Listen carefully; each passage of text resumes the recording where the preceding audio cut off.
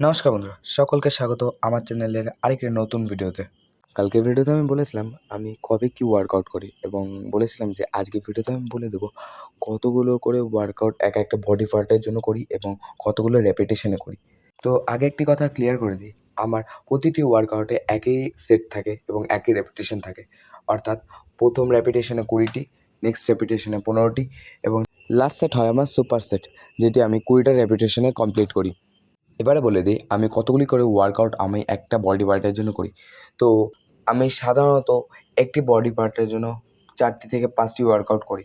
শুধুমাত্র ব্যাক আর লেগের দিন এটি সংখ্যাটি চেঞ্জ হয়ে যায়, যেটি হয় 7 থেকে 8টি ওয়ার্কআউট। তো এই ছিল আমার ওয়ার্কআউট প্ল্যান এবং আমি পরবর্তী কোনো ভিডিওতে বলে দেবো যে আমি কোন বডি পার্টের জন্য এক্স্যাক্ট কোন ওয়ার্কআউট করি সেই ব্যাপারে।